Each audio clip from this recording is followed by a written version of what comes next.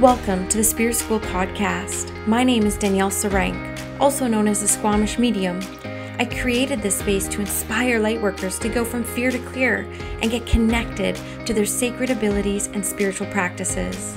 I love supporting women through the creation of their heart-centered spiritual businesses in a way that lights them up and aligns them with their purpose. I am passionate to share all I know about the journey to becoming a professional psychic medium, mentor, and coach for the developing lightworker and spiritual entrepreneur. Through interviews, honest stories of my adventures, and lessons I learned, I hope to empower, inspire, and uplift you and get you excited about your life again. Welcome home. Hello, everyone, and welcome back to Spirit School. I'm so excited to invite amazing medium I've been following for many years, Declan Flynn. How are you, Declan? I'm very well. Thank you for having me on. I love it. Yes, I kind of met Declan on Facebook. I think it was 2014. I started following him. It was like year one in my mediumship development and just so thirsty to follow other working mediums. And so I've been kind of like a fly on Declan's wall. And when I asked him to come onto the podcast, I had to tell him I've been following you for years, but not in the creepy way. I promise. And so I'm really keen to talk, Declan's from Ireland.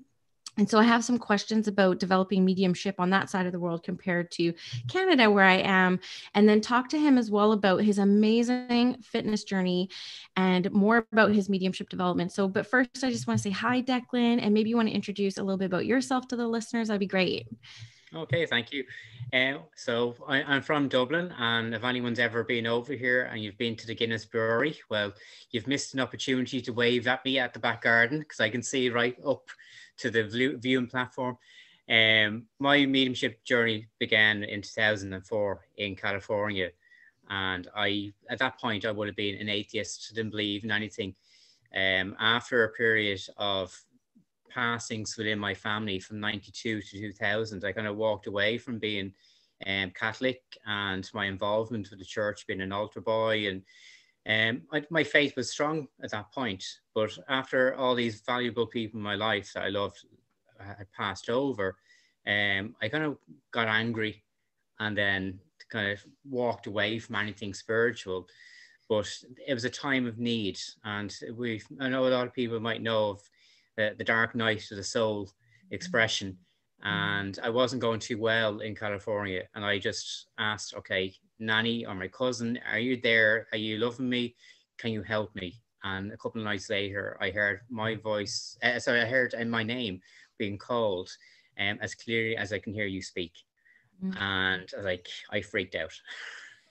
And within a few moments, I was talking to my mother and she said, "Oh, you're hearing your dreams. Go back to sleep." And that because 10:30 at night there, 6:30 in the morning in Dublin, and within a few moments, she phoned me back to say my sister woke up and confirmed that she had a communication from my cousin to say that she'd been with me. And that started the journey and of exploring and understanding Reiki to begin with, and level 1 and 2, and it was a bit confusing at times. Is it me? Is it them? And I'm making it up. And it's all in my head. And then gradually, as I progressed and learned and went on courses, I got an interest then in different avenues of mediumship, of communication with spirit on evidential side, and then on trance and healing, up to physical mediumship. So there's a broad spectrum. I never intended to do any of this. It all just happened. But I've enjoyed the journey. It's been 16 years now. It's nearly 17 years now. This year in the summer where I first heard the communication. So it's been interesting. I love that. I have so many questions just based off of what you say, because I've never heard your origin story either, how you get started. I must have joined you 10 years after you started developing. So that's really exciting. Okay, so a couple of things. One, you mentioned Reiki. Now, I've interviewed a lot of people on the podcast, and I've worked with a lot of different people from different walks of life. And for me, I've seen so many people discover their mediumship abilities through Reiki attunements. Do you think there's something there to that? Yeah, well, with Reiki, the initial achievements, you're going to raise your vibration. It says sevenfold is the understanding. So you're raising your vibration up, you're opening yourself up that little bit more, and you're becoming more perceptible to energy and vibrations of the people around us on a psychic level. But that can, if you have a mediumship ability, to open you up then to perceive spirit. And it can be a very mild connection. It's like almost you just know there's someone in the room, and that it could be a sense of just a tingly sensation all of a sudden that washes over you. So yeah, that's what happened to me. And I remember having the first attunement and just seeing the color of the room change slightly. And my clairvoyant state was a very juvenile state at that point. And I was just getting a flash of a color change as we were talking about different individuals, angels and spirit walking into the space.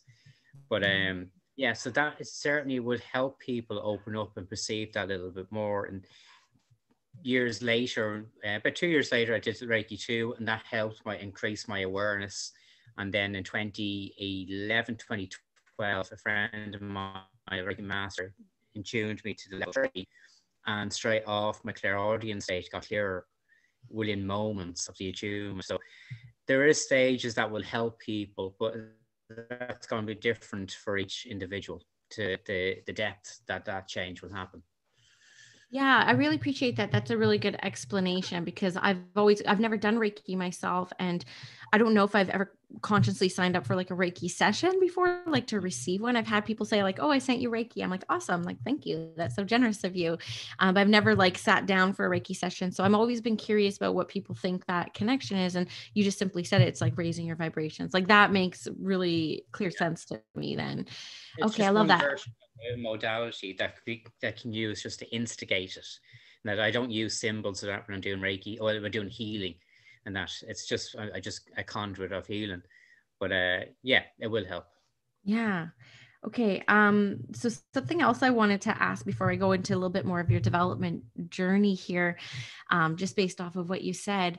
So I love hearing, so you grew up Catholic and then you kind of went against religion in the sense where you went a little bit atheist. I mean, probably confused, like, I don't know what to believe in. Like, is there God? Is there not a God? How does this happen? How was that transition for you? What kind of religion or belief system do you think you have now based off of all your years of mediumship development? But certainly, I would call myself a spiritualist. I certainly like the values of spiritualism as well. Personally, in my own belief, some of the core elements of it are necessary, but other elements need to modernize a little bit old fashioned and antiquated. So I see, in a sense of, it needs to progress to how the world is now, not how it was initiated over 200 years ago at this point. And Spirit keeps saying to me, if mediumship is to develop, the mediumship itself is to develop. So the philosophy should develop as well. So it's supposed to be a thinking man's religion, or person's religion, I should say, be more PC. And that should be the case, that we should always be advancing what our understanding is as well. So yeah, from going from a very strong Catholic background and upbringing, naturally within Ireland, that would be the natural sense of it. But I was curious as well and intrigued by how, and my family's always been around religious orders, not through the church or through my mother's work as well within the local community and adult education, working within a convent setting as well. There's no convent for an adult education. And one of the nuns there even said, and she'd be of a very conservative order, that when she went to my spiritual center I had 2011, 2012, he says, you could really feel the closeness of the other world. So there was an openness there. So I do believe the Catholic Church, to a certain degree, understand what we try to do, but wouldn't freely admit it. Another incident, very briefly, it was a neighbor. It looked as if she was about to pass away, and I was called up before the priest was called in, and I was aware this lady was actually starting to see the other world, and a mother and a daughter that's passed decades before I was born, and I could confirm where they were in the room. So she pointed to an area, and ma'am confirmed that's where I seen them. And the priest came in and said, nothing, we just acknowledged each other. And 2 days later, the lady still was with us then for another 3 years. The priest came in to her daughter and said, he was the young man on the bed with your mother. I said, oh, that's my neighbour's son, he's a medium. Or I thought as much, you could feel the peace in the room. So I do feel that they do have a understanding, but it's like, it's different tiers. Like us individuals shouldn't have that direct connection, but we can. We are all divine and we can have that divine connection individually. Some will have more of an openness and understanding of it and be able to reach in and see and feel and know. Others are just going with blind faith, and that's important as well. Yeah, I definitely, I love hearing that. And early on in my development, I did read the 7 Principles of Spiritualism, and but where I live, the closest spiritualist church is like, I don't know, 150-kilometer round trip. And so they're not very common where I am compared to where you are in the world. And I just recently started researching how spiritualism went over to the UK from the US, where it was kind of like born. And so is that how you focused a lot of your development early on, was through the spiritualist church and spiritualist circles? Yeah, Okay. it's like going to the Arthur Finland College. I'd say now, when I started off in 2007 going over there, it was a weekend course, and I was hooked.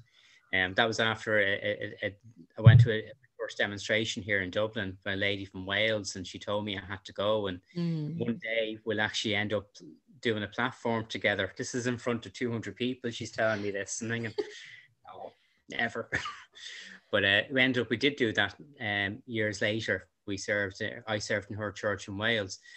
But and then she came to Dublin and we did vice versa. But going to Stansted, and I see in every 1.5 hour lesson I would have during a week, being like my weekly circle.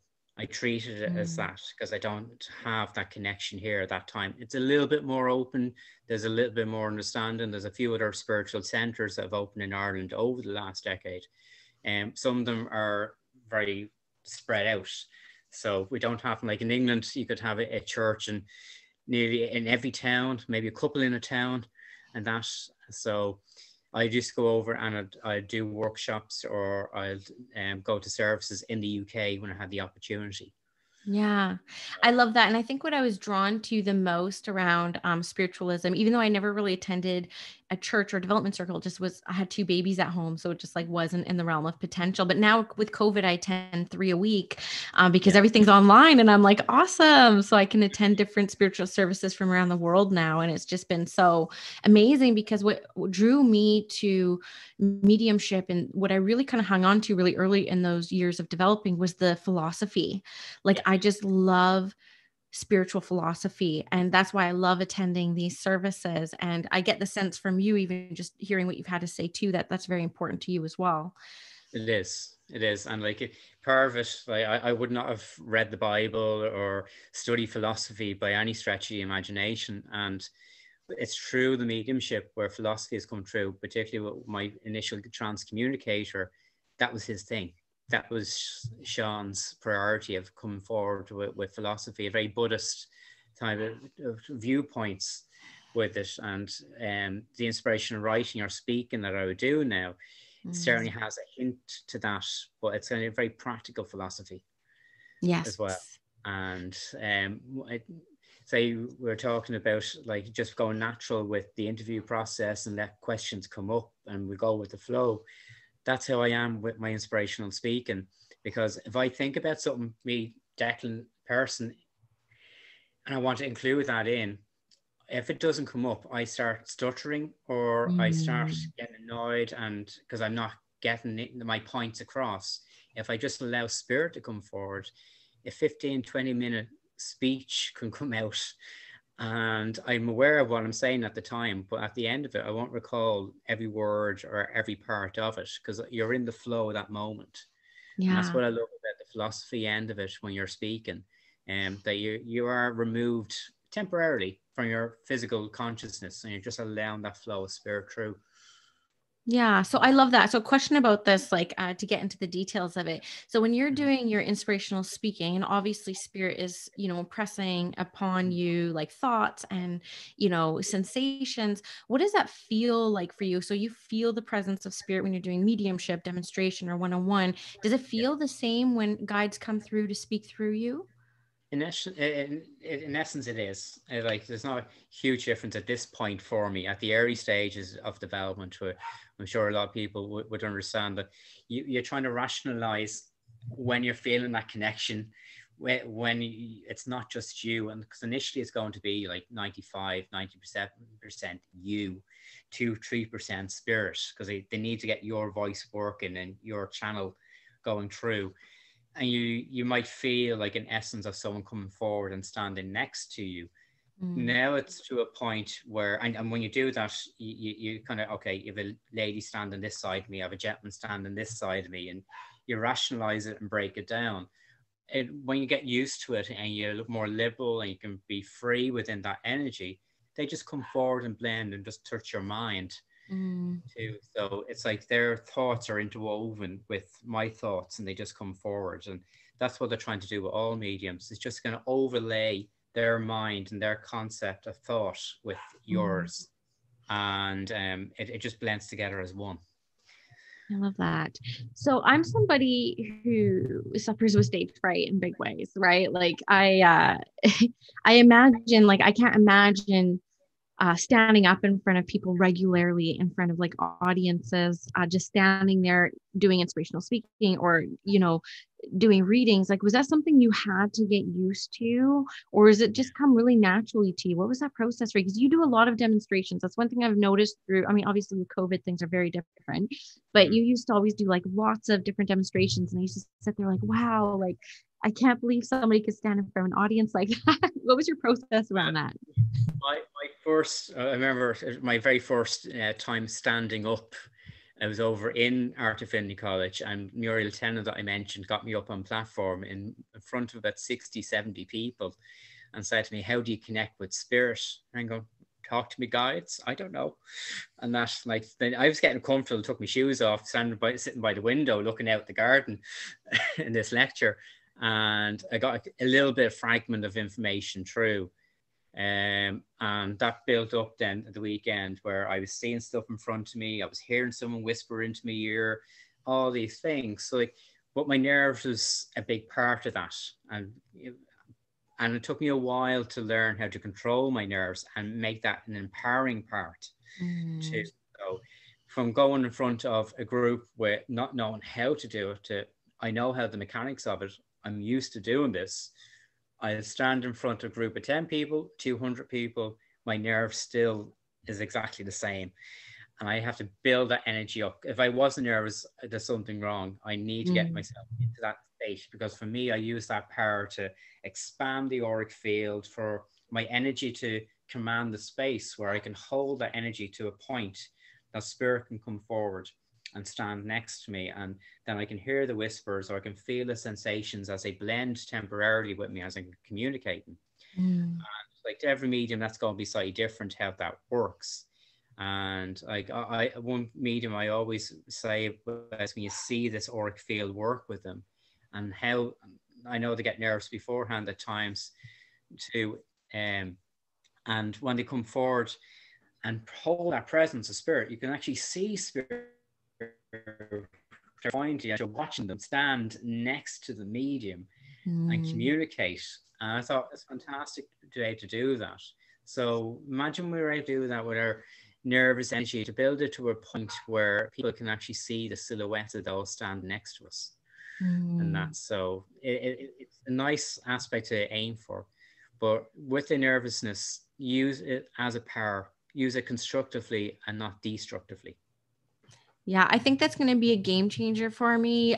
Just hearing that, because I know not all nerves are created equal. And I know that, one thing that I was kind of feeling with my nerves is like, okay, this is kind of my nervous system activating as well, to make that connection. But I love how you talk about transforming it into something powerful. Use it as power, because it is powerful. Nervousness is very powerful, right? And so use it as building the power. I think that's really, really smart. So I'm going to try that next time. I might try that. Actually, breathing in and out. And as you breathe in and out, those nervousness energy that is within you, that's breathing and expanding. But your auric field just keeps going out and out and out like a bigger balloon if you're inflating. Yeah, I love that. I'm going to do that next time. I'm actually, right after this interview, I'm going to have to do a reading with my mentor. So I'm like, okay, I'm going to try to use that, because we'll see what happens.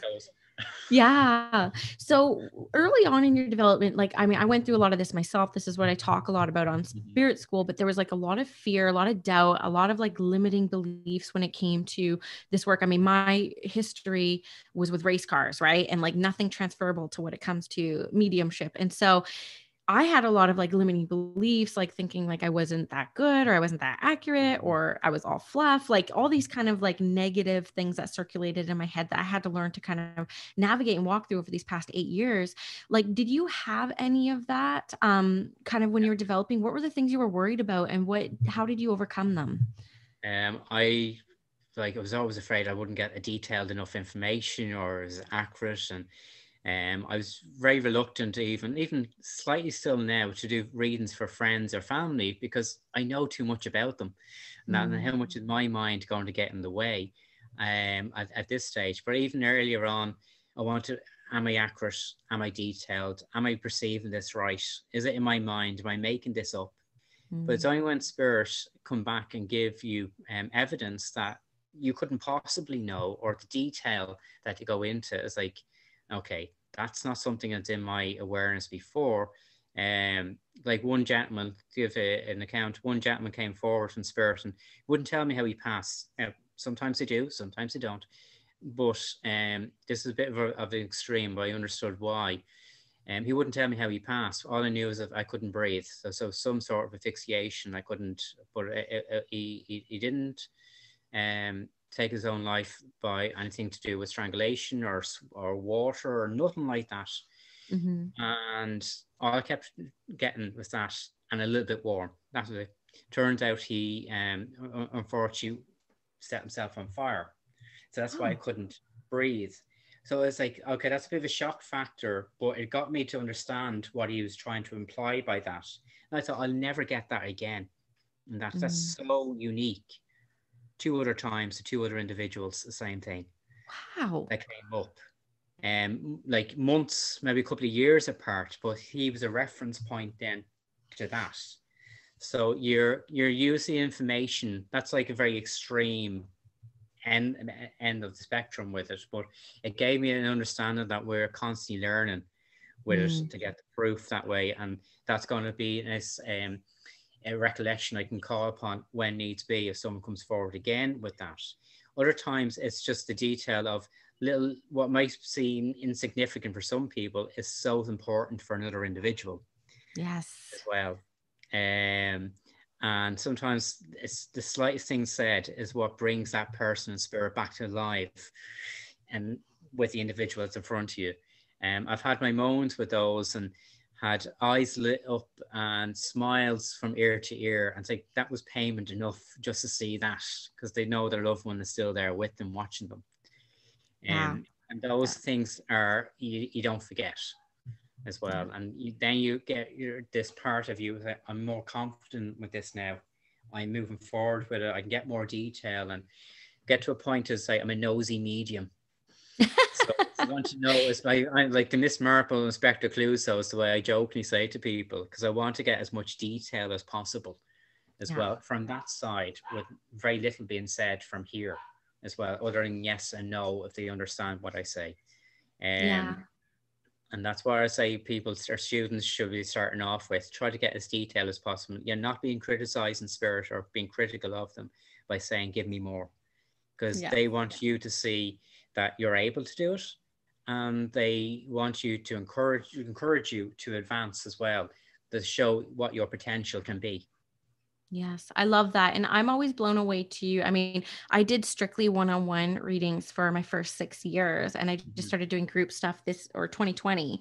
Yeah. And so I'm always really surprised at what people find to be great evidence, right? Like it's Mhm. so subjective. Like some Yeah. people, it took me forever to start getting names. And then ever since I started getting them, it's like people are like not as impressed. I'm like, it took me forever to get this. And Yeah. then like I would be in a reading and I would just say the word, like I had a reading last year and I just said the word candy. And she just like freaked out. It was like, that's like all I needed to hear. I was like, okay, still don't quite know what it means.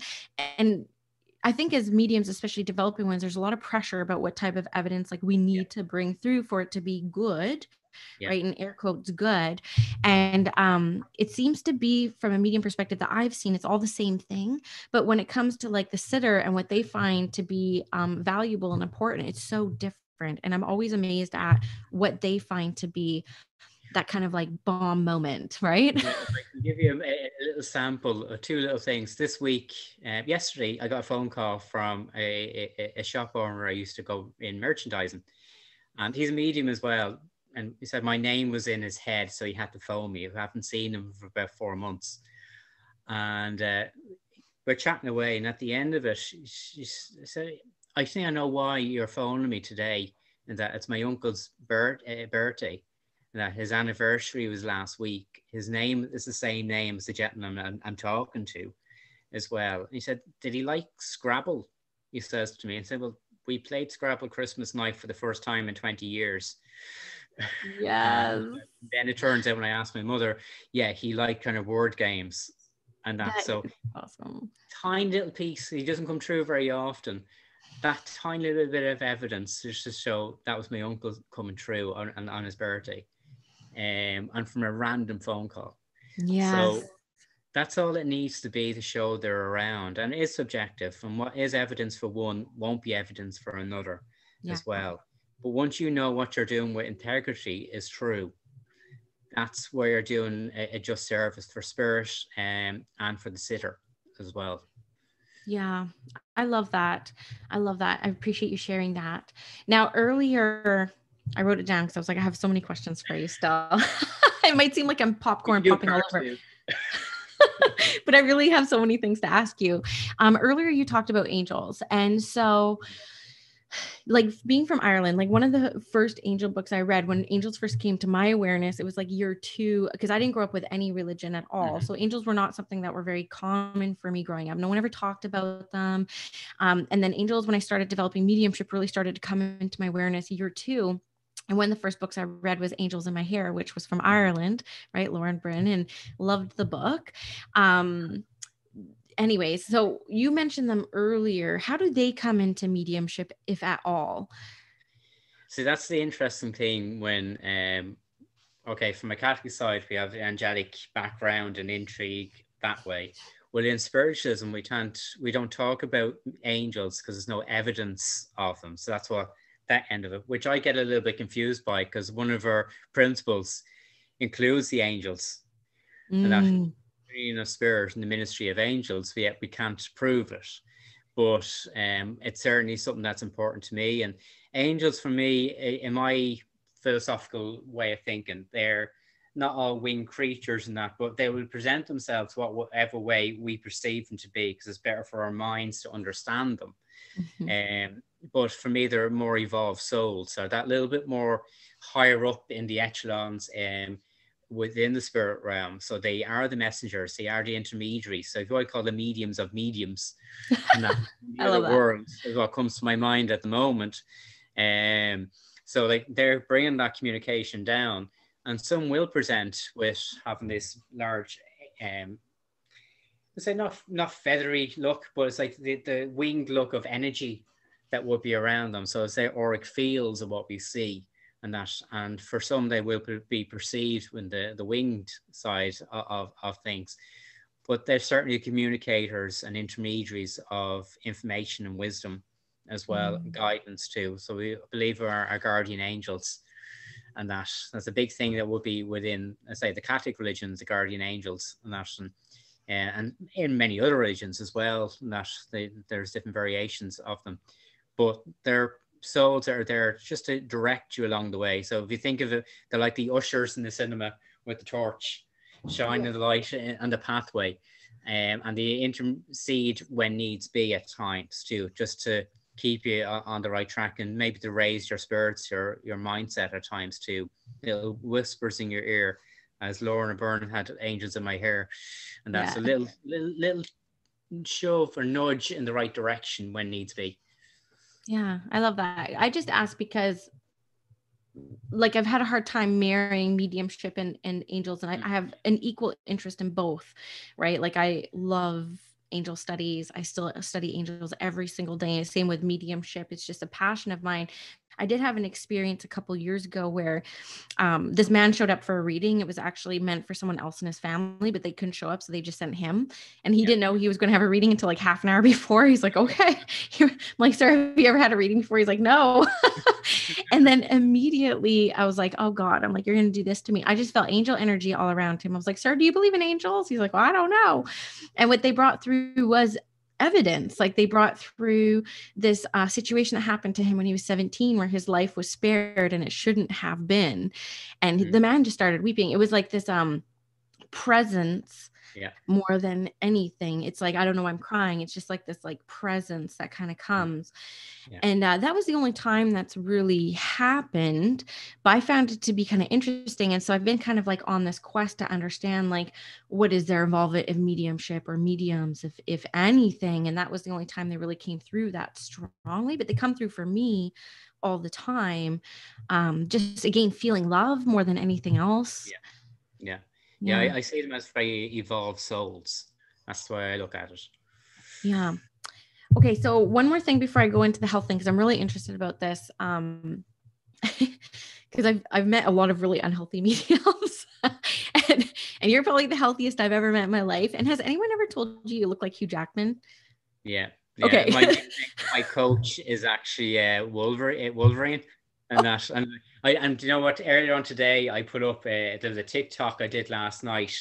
I'll send you to in private messenger, and it was me reacting to The Greatest Showman and the 3 stages of the first time you see it, you're sitting there and you're just smiling and enjoying. The second time you're dancing in the chair. The third time I'm actually dancing in the sitting room with it.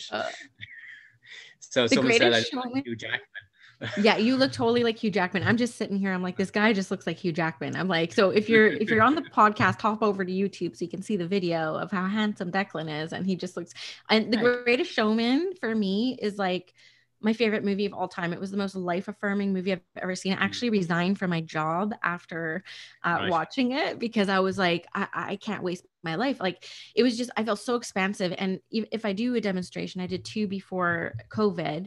I would have done them every month if lockdown didn't happen, but I listened to the Greatest Showman song before to try to like shake out my nerves and just kind of get my vibes up. It's kind of like my jam song is The Greatest Showman. So anyways. Yeah, well, sure. When I do eventually go back to doing sittings for seances for physical mediumship, and that some of those songs just might be included. Yeah, you're like, I went in the circle. Okay, well, you actually just went where I was going to go next. Actually, funny, it was about physical mediumship, because I've experienced one experience with physical mediumship, which I talk about in episode 100 for people who are interested, but it was a table levitating and table tipping experience. 10 o'clock in the morning, broad daylight. It went on for like an hour. We had to sit in a circle for almost 3.5 years to create the energy for physical mediumship. Very devoted, very dedicated, same people, same time, same place. It was one of the most profound experiences I've ever had spiritually in my life. Like, it actually brought me to my knees. I was so humbled by the power of spirit within that second. Now, have you seen the documentary on Netflix, Surviving Death yet? Yeah, I know Nicola that's in it. Oh, okay, good. Yes, I saw you guys talking on Facebook. Actually, I was like, oh, Declan knows her. I can't believe I didn't remember that. But no, I want to ask. I do know her, yeah. Okay. Because I saw you guys talking. I was like, oh, he knows her. So I was all in watching this. I was like, oh my God, because I've obviously studied physical mediumship. I've only had that one experience myself. But I know that people who don't know so much about mediumship were a bit like unsure about that part of the documentary, the whole seance, the whole, like, my parents were like, you know, they're not mediums and they know I am, they live with me, but they're like, I didn't know what to think. I was a bit embarrassed. I was a bit like nervous for you. Like, what are people going to think about you after seeing that? And so people who just don't know. So I would love to ask you a little bit about seances and about like physical mediumship, some experiences you may have had. Like, tell us everything. Well, my first, I didn't know what trance was to begin with. And the first week-long course I booked ended up being near my birthday and ended up being trance. And so like they had me then within a couple of days speaking in the altered state for half an hour and thinking, I don't even know what I'm doing here, but it's happening. So, but with the trance energy and that not every medium is a trance medium, and not every trance medium is a physical medium. So Okay. say physical mediums are born, and they're very rare breed, and that's nothing special, but just rare. Mhm. But when I started going and trying to explore in trance, then that opened up doorways to physical mediumship and learning a little bit about it.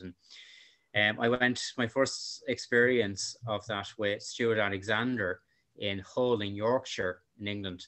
Um, I got to shake hands with spirit. So Wow. all through the seance, he was in a dark room.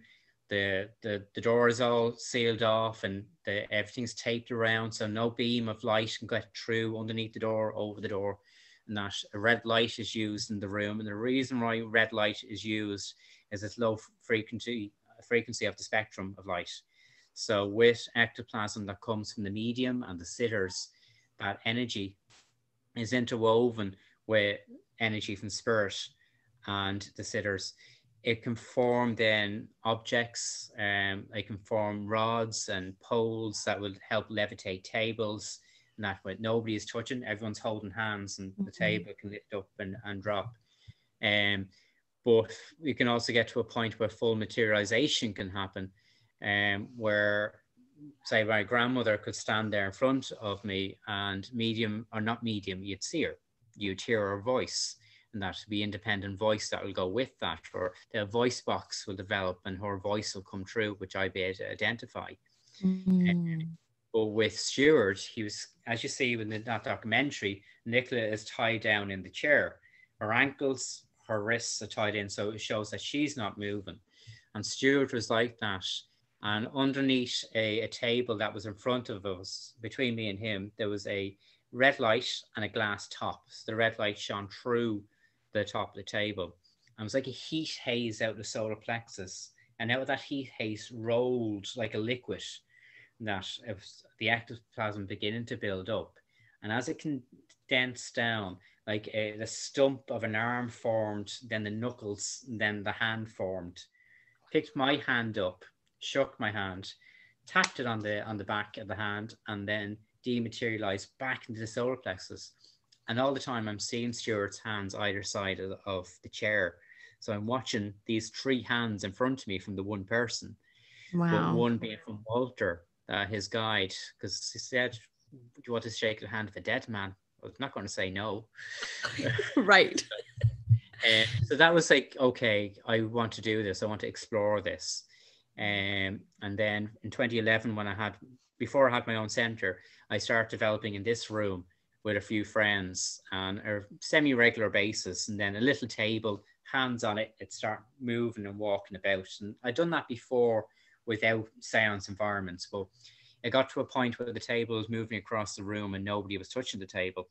Yeah. This is only like a small little cross little table. It's used for like a TV dinner table, if you want to call it that.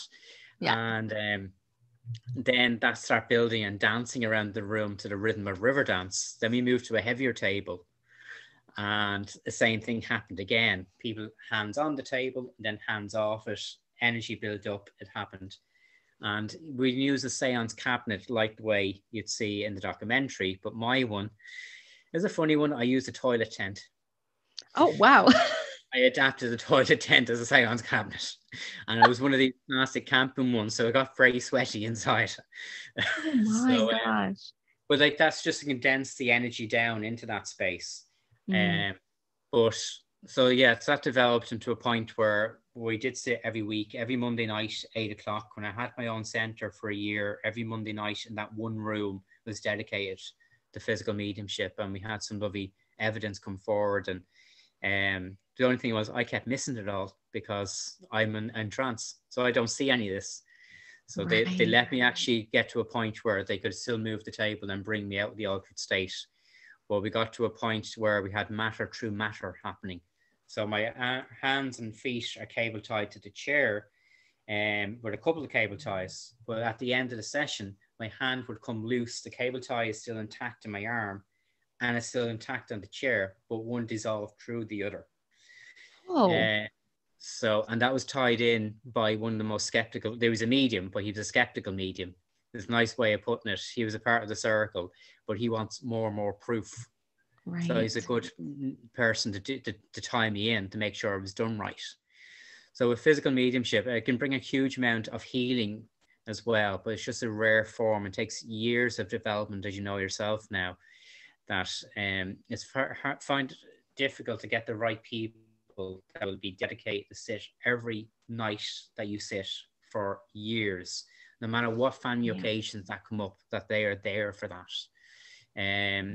But it's important that they dedicate to one person within the group as well that Spirit have chosen.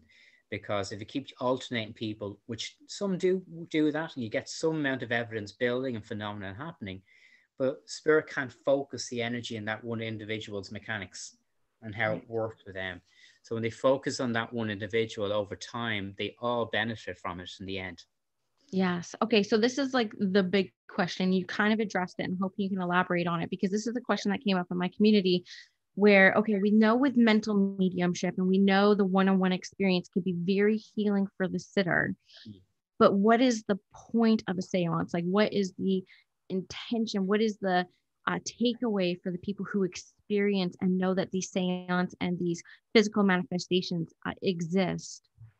For me, I've always left them and saying the world don't realize how close the other world is. I've said that from every single seance I've been in from the very beginning, and that there maybe minus a couple that I've been to that I had my doubts over, but because I have to be rational in mind too, and I would be inquisitive, and that's important. Unfortunately, over decades, that within seance environment, particularly because it's done in darkness, there has been some fraud being done as well. So you have to have some sort of rationale also. But to leave, that's the way I put it. When we have a loved one coming forward and they materialize, it can be very emotive. Even if it's just a voice coming forward and speaking through independent or direct voice, it can be very emotional for the receiver of that communication. And the expression known as a second death is experienced too. So if they've materialized and you see their face, they illuminate themselves, and that can happen. If it's done in a dark environment. Spirit, I know, want to move forward with the development, so it's more visual and in more light conditions, or in a very light, dimly lit room, where fraud can be taken out of the equation altogether, then, because it's separate from the medium. But it can still be raw for the individual to have that experience, because they're losing that loved one all over again. Right. So that could be a part of it, but it is one of the most beautiful feelings to be in, that you're stepping into the other world. And I give you a little joke as to that when I was doing our settings, my main control, we had a man in spirit on the door like a bouncer. And if your name's not down on my circle leader on that side, my main guides list, even my nanny couldn't come into the room on that side, because her energy wouldn't be conducive for what they're trying to do. So if you weren't on Albert's list, you didn't get in. So they have it orchestrated in such a way to get the most out of it. But I'd love to see that become a more common practice, but it just takes time for that to happen. Yes. Thank you so much. I had no idea we were going here today. When I got your bio, I was like, oh, he does physical mediumship, because I need to ask these questions, because it's been a bit of a hot topic, like since this documentary came out. And one of the, people who haven't experienced maybe physical medium, because I agree, the atmosphere is just like nothing I'd ever experienced in my life. I felt like I was in heaven. Right. Even though if you put scary music on and you see this table flying across the room, it would look like Poltergeist or something like that, which completely changed my mindset on paranormal activity as well, because there's so much love, there's so much presence, like you can't help but be healed in that atmosphere. And through evidence with the table experience, we knew it was one of the girl's brothers, because he spelled his name out, and it was actually his birthday, and we were singing happy birthday. It was kind of cool. It was like a really kind of cool experience. And so I'm so grateful that you explained that, because I think that is going to put some people's mind at ease when it comes to kind of negotiating what they saw versus like, what's the point? So I appreciate that. No problem. I'm still at the very early stages of it, I will say. I still need to dedicate, when I do get my own home with David, that I told him already I'm having a seance room so Yeah. I can go proper development. So that's a part of buying a house. I need space for a seance room. I won't say that to an estate agent. Yeah. And I so wish I lived in Ireland because I would like beg to be in your circle. I like that here. Like there literally, and that's I think about the evolution of mediumship and how mediumship before we kind of went to mental mediumship was physical. Like it was like the automatic writing, the seances, like this is what mediumship was back in the day. And we just don't have the capacity, the attention span, the devotion to sit for spirit like we used to.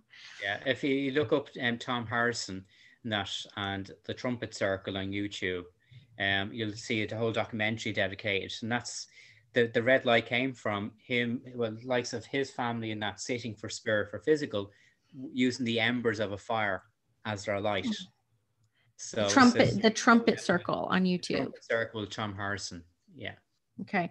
I'm going to link that in the show notes too for people because I want to see it too. So I'll link it in the show notes for people, but okay. I will look at that. Very, very cool. So the last thing I really want to talk about with you, which, I know like your passion is fitness, and I've been following your fitness journey since 2014. And so one philosophy I heard from Tony when I attended one of his retreats was, and I know, Tony, I saw you guys were friends too, that sometimes mediums can be some of the most unhealthy people, like just what they eat and drink and smoke. And I know when I first started developing mediumship, I put on a bit of weight because I don't know if I was like grounding with food, but not like the best food. I was looking for like really dense food, like the sandwiches and like the wraps and stuff. So I'd love to hear a little bit more about your fitness journey, what struck it. And I also want to know if it's like helped improve your mediumship, your energy levels, all that fun stuff. Well, it's kind of funny that looking at back at photographs of me going to AFC and looking from 2009, there's the big belly on me then. But I know now I only came out of the closet in 2011. And that's where it was like a big shift happened with that, like mindset shift and like an energy shift. And my mediumship got better as well because I hadn't got this energy, emotional weight and baggage I was carrying too. So I definitely felt that kind of come over me and release.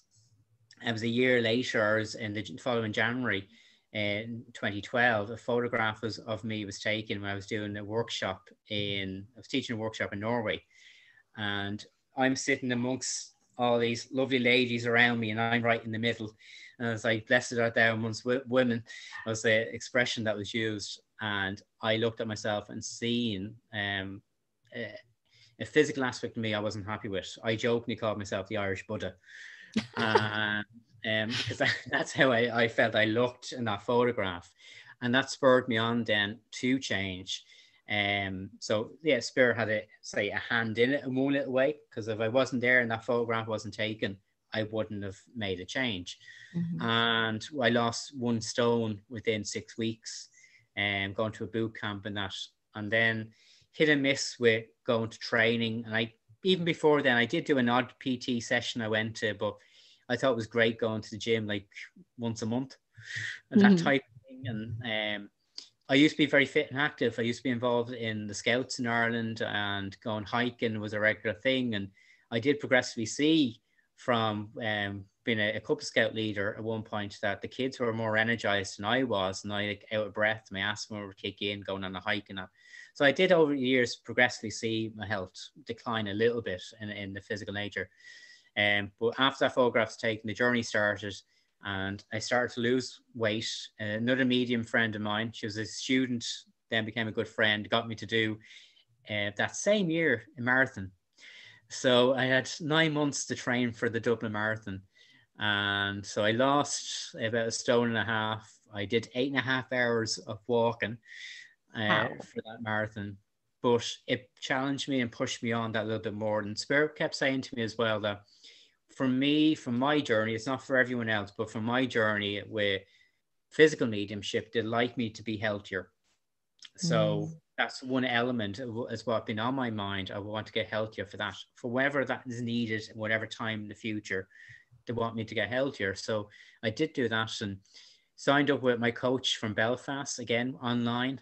and that. So I'm used to working online with someone for a long period of time in 2014. So about the same time you start following me, start working with Ben Mudge, and that went on from there. So 6.5 years working with him. And then I trained up then. I said years ago I was going to become a personal trainer, and yeah, kept pushing it down the road. Don't feel worthy enough. The same thing with the mediumship. Don't feel worthy enough. I don't have enough experience. And then when I did the photo shoot then in 2019, that the kind of bookend from my heaviest to my fittest. Right. That was I remember that photo shoot, Declan. I remember very well. I remember the very streaky tan that morning as well, because I never had spray tan done before. And I was told to have a light shower the next morning, because I got it done the day before the photo shoot. And I said, have a light shower the next morning, which I did, light cool shower, and it just starts streaking and running off me. So I bought more with me, and I'm rubbing this lotion on me to try to get tanned that little bit more, what I felt were patches. So that's hence why some of my pictures, I can see the patches on it. Other people said they don't. I don't think people are looking at patches, Declan. But like I was amazed by it. And like my coach that day when the photographs had been taken, I hadn't even seen the photographs. I'm just in mid pose, and he's going like, oh my God. And he was shocked with what was happening. And so we joke about that. But for me, that was also about mindset change as well. It was like that focal point of setting your target on something and small manageable goals and achieving it. And the same principle applies to many aspects in life too, mediumship included. And I've always seen each year that's gone by at New Year's, I don't do a New Year's resolution, but I give myself 3 goals maybe to aim for in the year. It could be, I want my clairvoyance side to be a little bit brighter and more clear, or my clairaudience just to be a little bit louder. So there's little things like that to aim for. And with all these things, fitness and mediumship, stop using the words you can't. Right. I can't do this. I can't, because like that's what prevents us. We put that energy out there. Sure, I was told by Spirit before, you want to see us. Well, stop saying you don't. Right. So you don't hear us. Well, stop saying that. So with the physical side of things, and I said I never get abs, and I did the whole thing before and get those belts he put on you to try to jiggle everything about inside to get the abs developed. Never worked. Just hard work and dedication and training and understanding. And I've just signed up and started to do a nutrition coaching course as well. So yeah, it's been a part of the journey, but I know it'll all come together as well. And I end up working in a gym studio now, where the owner has done Reiki too, and understanding of meditation and interested in some sort of spirituality. And we said soon enough we'll sit down and do meditations together. Never expected that. Right. And this is kind of leading me to something I've never thought too much about, but in North America, maybe it's just a North America thing, I don't know. Like there's this kind of like, I'm in Canada, but I speak for my American clients as well. There's this like kind of like all or nothing thing where it's like full-time medium or bust, right? And so, but I see so many people out that way where mediumship is so much more common, and that's where like the best schools are, and some of the most amazing mediums come out of the UK and Ireland. And like here you are pursuing a whole bunch of other passions. So like your whole life, whole living is not doing mediumship, right? No, like I tried doing that. And for me, I'd be very blunt, and like my journey has never had a huge amount of work with mediumship. I get nice pockets of work, and and I've always been blessed and been grateful for the people that Spirit sent to me for workshops and that, even if it's only 5 people at a time. Because I know the people that work with me have a dedication and an integrity that counts much more than quantity, and that for me. So like I love when I travel and I work, and I was honored to go to Calgary a couple of times, and there was one small group the first time, and then it was like 2 larger groups the next time. Like word got about a little bit, but I enjoy doing that. I see it now as a hobby for me. I tried doing it as a living at one point, and it was a struggle. So that's why I'm a gardener. I'm a personal trainer. I'm an online coach now, but I'm going to see now mediumship as a hobby that I enjoy. and I have a passion for. And like with the lockdown now, I've decided to go back into more of my own development. I'm going to utilize this free time I've got to see what can happen. All because last week I was walking locally and I looked up and seen the blue sky, but then I started seeing pastel pinks and reds and yellows and oranges as well. I was seeing a glimpse into the spirit world and their sky. And that's like, okay, you need to come back to us now. So I'm doing my work as a personal trainer, and I am talking to my clients about what I do, and some of them are intrigued by it, which is interesting that way.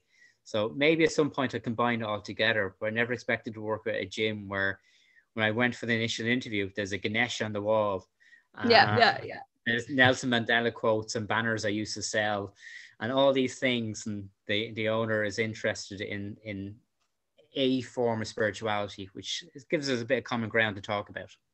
Yeah, I love that. And I do believe that like when you declare like through mediumship development that you're going to be of service to spirit, the service may look different for everybody. And you can be of service outside of a paid reading and outside of like a demonstration. And I think you're kind of seeing that too with what you're doing with your career too. You're like, it's a way of life. It is a way of life. It's something that's going to be integrated in as well. And it's funny, when I go to Italy to visit my sister, I sat down at lunch and ended up communicating with spirit for 2 hours of a conversation with their loved ones. Yeah. I've actually learned some Italian words from doing spirit communication. Oh, I love that. I love that. Well, this has been so much fun to get to know you better, Declan, after, I don't know, 7 years of lurking on your wall. And I know that the Spirit School listeners are really going to enjoy this interview. So do you want to tell people how they can follow your journey? I know I will tag your Instagram account, which is very fitness focused. You can see the photo shoot we're talking about. If anything else you just want to share? Years ago now, I'm working my way back to that. You're great. You're great. But, so mainly on Facebook, it'd be I am Spiritualist, and that or is Declan Flynn Spiritualist Medium. There's a couple of pages there on Facebook. I don't have a website anymore for that work. As I said, I'm just going to keep the Facebook pages that's there. But I am Spiritualist to be the main one. And then you have Declan Flynn Fitness as well on Instagram and on Facebook. Awesome. And I'll have those linked below too, so you can just go access them quickly. Well, thank you so much, Declan. Thank you very much. And thoroughly enjoyed it. Awesome. Me too. So I hope you enjoyed this episode with Declan. Definitely check out the show notes if you want to see links to some of the videos that he was referencing about physical mediumship and how to keep in touch with him as well. I'll see you next week, listeners.